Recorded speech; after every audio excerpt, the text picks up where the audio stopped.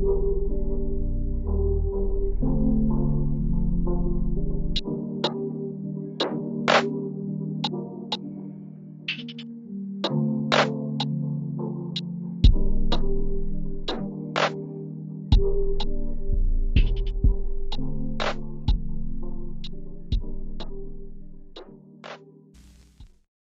start in Toronto. First game against the Habs. Of course, they lost. I didn't get a chance to watch that game because I was in class. But based on the highlights that I saw and what I saw people saying online, I have 3 phrases to describe it. I want you to tell me if I'm accurate. Sure. Okay. Cole Caulfield is disgusting at hockey. He's very good. The Leafs' second pair is sus. Yeah, I want to talk about that too. And Matt Murray's glove hand is a sieve. Yeah, all 3 of them. They're correct? Yeah, which one do we want to talk about first? Let's start with the second pair because I think that's pretty pressing right now.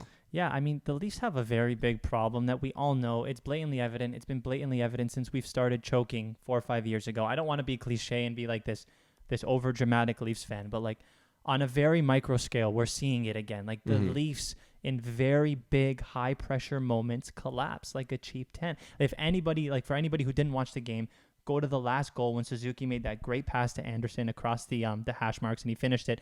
Go look at who got the secondary assist on that goal. His name's Jake Muzzin. He had the puck in the middle of the hash marks, and without even looking, passes the puck straight to the slot to Suzuki. And like, first of all, that's a terrible play if there's 19 minutes left in the first period. But in that situation, like the first thing that defensive coaches teach their minor league 10-year-old defensemen is to not panic with the puck and throw it up the middle. That guy could have done anything else. He could have ate the puck. He could have thrown it into the corner. He could have chipped it out off the glass. And while these are all very cliche terms for a defenseman, they all have one common similarity in that they don't allow for a high danger chance in the last 5 seconds of the game. And for a player like Jake Muzzin to do that, you know, a lot of talk was going into Jake Muzzin losing a lot of steps last year physically, which is still very true now. Oh, yeah. But one of the reasons I advocated him for him to stay in the lineup is because of the playoff experience and his mental abilities to make decisions under pressure. And now that the second, like one of the very few strengths that he has seems like it's going away, they have a problem on this second pair. Big time. I think last year, like you said, we all saw Muzzin regressing, and he was injured a lot last year. So I think a lot of people gave him the benefit of the doubt, but he seems like he's gotten worse somehow in the offseason. Like he's not a great skater anymore. His decision making, like you just pointed out very thoroughly, is declining. It doesn't seem like it's there. And the worst part is when Muzzin's not good, Hall sucks. And Hall was good when Muzzin was good, because when you have a guy like Muzzin carrying your pair, you feel confident and you can play. You're more free. Well, if Muzzin continues to be bad, it's only going to be worse for Hall, who, in fairness, is not a top 4 defenseman if he's not playing with someone who is a top 4 defenseman. I agree, and it really pains me to say this, but the one thing Mike Babcock might have been right on was on Justin Hall. He didn't get any. Remember those times? that was pretty savage by Babs, but there were times where, like, when Justin Hall was playing, and when he was playing, he was beside Jake Muzzin, was fantastic. And then there'd be stretches of 15, 20 games where Babcock would sit him, and we were all... It was more. I don't think he even played under Babcock. Like, he played very infrequently, let's say. And then when he did start playing beside Jake Muzzin, he looked really good, make Babcock look like an idiot. But now it's becoming clear that it might have been Jake Muzzin carrying Justin Hall a little bit more than we would like. For sure. I think Justin Hall is an NHL defenseman, but he's not a top 4 defenseman, and like I said, he can't carry his own pairing. And if you task him to do that, that's honestly not fair of a management team or a coach to ask him to do that, because he's clearly not capable of it. Mm-hmm. No, I agree. In order to be a good defenseman in this league, you need to either, like, there's 2 very general traits that I think are important. You need to be somewhat good at both, or you need to be fantastic at one of them. Number 1 is skating. You need to be able to keep up with really strong left and right wingers who are going to beat you to the outside. Yeah. And if you're not good at that, you better be very, very positionally excellent, such that you can make up for your slow feet. And what we're seeing with Jake Muzzin and Justin Hall is, I mean, we both know they're not good skaters. No. And now they're not positionally strong and are making boneheaded plays with the puck. When I saw that replay of Jake Muzzin making that pass, I could not believe it. And if If he's going to start doing those types of things, the Leafs need to start rethinking the second pair. And I mean, the third pair isn't bad. Third pair is actually really good. Like Mark Giordano looks good. He did. He did. does. Like everyone says he's slow. Fine, he's slow, but he has that other trait that we talked about where he doesn't make mistakes. He's steady. Right? And one of the reasons why he doesn't get talked about much is because he's not making mistakes and he's not a flashy skater. But when a guy is not a flashy skater, the fact that you're not talking about him is a good thing. You never want to talk about your third pairing defenseman. Exactly. And he's playing beside Sandin right now. Is that correct? Yeah. That third pairing looks good. It's very good. Would you start moving them up to second pair minutes after only 2 poor games from that second pair? Oh man. I mean, I would be tempted to try something new. This is the time to experiment. I think one thing that's really going to help though is when Liljegren comes back, because he, I think, had some pretty he was on the second pair for a stretch last season and looked decent next to Muzzin. I'd rather him there than Hull because at least he has something. He's not fantastic defensively. He's not the strongest guy, but he's a better puck mover, better skater, better offensively than Justin Hull. So if you're going to be bad defensively, you're not bad or subpar, at least be better offensively. And that might help Jake Muzzin as well. I agree. And another thing about Mark Giordano, to circle back to him, is that he very sneakily, if that's a word, I don't think it is, drives play relatively well. Like when in those first 2 games, regardless of what the microstats show, like he carries the puck up. He makes things happen. That Austin Matthews' first goal was clearly because of him. It was a great shot that was deflected. I mean, you know what Mark Giordano can do. I mean, he's an older type player, but for his entire career, he's never been a great skater. And so we know about good defensemen that aren't great skaters is that their play doesn't taper off much when they're older because they already weren't They great were to never skate, good skaters, right? And they've learned to adjust to that. And if he's still going to put up some points, if he's going to make other people better around him, why not give him second pair minutes? Like, what's stopping the Leafs from doing that? I think his age, because I guess you run the risk of him getting hurt and then missing time, or when it comes to playoffs and you need to rely on him more because you have a hole in your second pair, then you can't. Maybe he's tired or maybe he's banged up. How old is Jake Muzzin? Is he that much younger? Let me quickly look it up. I don't think he's that much younger. I think he's definitely towards his mid-30s though. He is 33. Okay, Giordano's 37, 8. Yeah, I guess that's a considerable age difference. What I think is the reason why Jake Muzzin is continuing to play second line minutes is because they're paying him a lot of money. And for some reason, NHL GMs can't seem to accept the fact that their contracts don't pan out and they continually play guys that aren't warranted for that money anymore. Yeah. I think the Leafs they don't usually do that, but I think that's maybe what's happening here. I wonder if once Sandin gets a little more time under his belt because he did miss a stretch of camp, if they just bump him up and let him take the reins there on the second pair.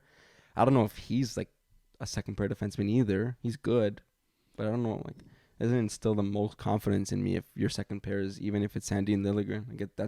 They're both young and they have similar attributes. I would almost think of putting Giordano Liljegren as the second pairing when they come up. They were very good last year, yeah. And Giordano is still in the era of his career where he's making younger players around him better, as evident by what we saw with Liljegren. And if Muzzin isn't doing that much anymore, especially to protect against these injuries, maybe giving him third line minutes isn't a bad idea.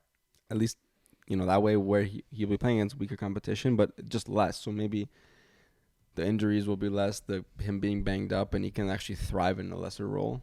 Which, if you're going to pay someone $5 million, you better maximize them wherever you've been playing them in the lineup. As long as they're playing good, it doesn't matter because you're paying them regardless. It's sunk cost. Yep, I agree.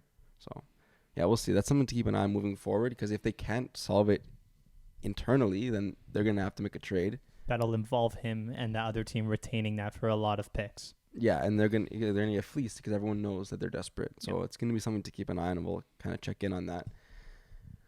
Matt Murray, well, there's a lot because before we started today, unfortunately, Matt Murray seems to have picked up a groin injury. Mm-hmm. But I want to just quickly look at the game.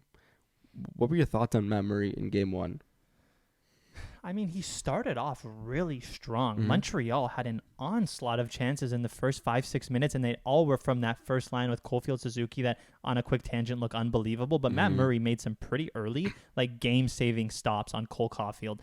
And then all of a sudden, in the second period, you're right. I don't know if in the dressing room, the trainer cut a hole through his glove.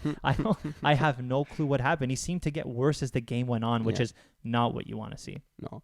And even dating back to his time in Pittsburgh, the scouting report's always been his glove hand sucks, or his glove hand is weak. That sucks. And maybe in the first intermission, whatever, they were like, guys, let's just start shooting at his glove, because I think 3 of the 4 goals beat him on his glove hand. It might have been the last 3 too. Yeah, and that Anderson one, yeah, was in the slot after a terrible giveaway, but that then he didn't pick a corner. Like, I think he beat him under the glove. Yeah. Like, or to the side. Like, that's maybe one you want back if you're Matt Murray. But yeah, he looked okay, a little shaky.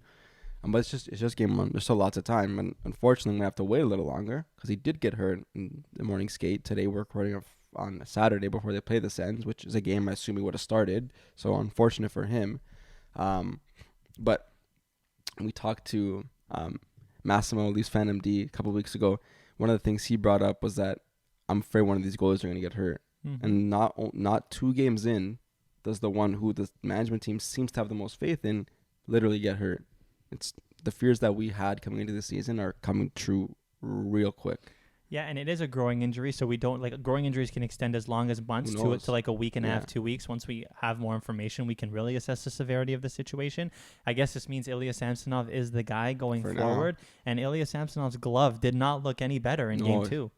The one I think was Johansson's goal was super weak under the blocker. Like, he should have had that one. He got the win, which I guess says something, but bad goalies have gotten wins for the Leafs in past years.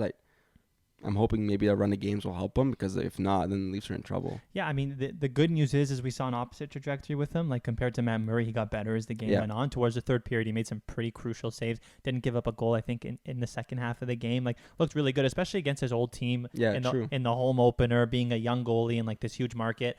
I would understand if there was a bad goal to go in, it might have been the first or second shot. Fair. So I understand that. But backing it up a little bit about this goalie situation in general, it's just very, very peculiar to me. And I don't think we really talked about this in the offseason.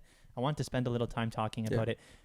Kyle Dubas didn't want to pay Jack Campbell 5x6, or what did he get? 5x5, regardless of what it is. 5x5. He got 5x5. So instead, he goes out and pays Matt Murray 4.7 and Samsonov 1.8.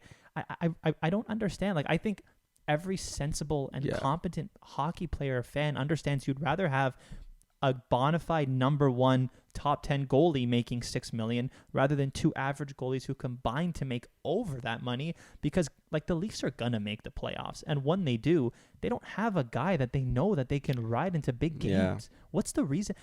I don't know. When they didn't sign Campbell, I thought they were trying to save money, and then they didn't. Like, what? Like, is there justification for this? The only justification for Matt Murray's deal is that it's 1 year. So at the end of it, you can say bye to him if he's not good. And if he is good, you can probably get him for a discount because he won't have much leverage. But I was shocked. Like you said, when they let go Campbell, I said, okay, they must have identified some cheaper options that will maybe you get goaltending for a combined $4 million, let's say, or whatever.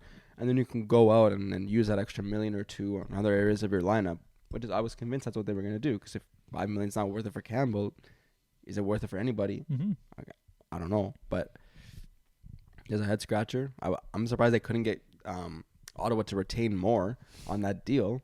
If Murray is at like $3.5 million, just under, maybe 3.25, I think that would have been 50% of his contract. That's a lot better than 4.7. Yeah, that's an extra $1 million. Every dollar literally counts for the Leafs because they were $4 under the cap before game 1, which is hilarious. And they had to make some pretty crucial waves because of that. Exactly, they couldn't keep Nick Robertson because of that either. So yeah, I was quite shocked too.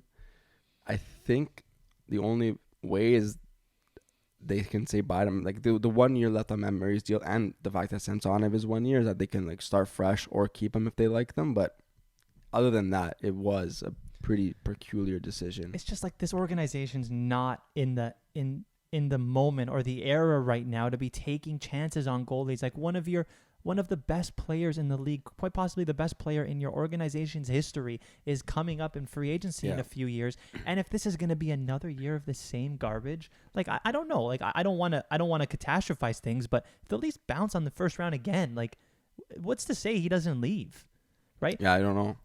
There is nothing more deflating to a team than having a bad goalie, and that's why I think playing goalie is the hardest position in hockey. Like it going down early makes you susceptible to losing. We know. I think there's some stat that like 65 to 70% of teams that score first lose. It makes you have to play more defense. Win. Sorry. Yeah. 65% of the teams that score first win. Yeah. Sorry, it makes you have to play more defensively because you know that goals like the first one to Samsonov are susceptible to going in. When you play really good teams, after they score a goal like that, they're very hard to score on because they play the trap and they can just milk out the clock. And like overall, it just makes you play with less confidence. And like we've seen the Leafs time and time again fall early and then fall into teams in the playoffs who play a crazy trap and end up losing the game 2-1. I don't know.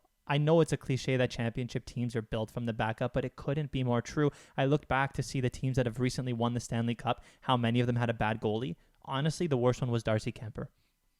Yeah, it's true. It's true. Having a goalie in the playoffs, your goalie's gonna have to save you. You need 16 wins, and your goalie's going to save you for I would say at least a quarter of those because it's so tight in the playoffs. Every team is good who makes it there, so you're gonna need a goalie to save you, and the Leafs definitely don't seem like they have that. I don't know if they had that.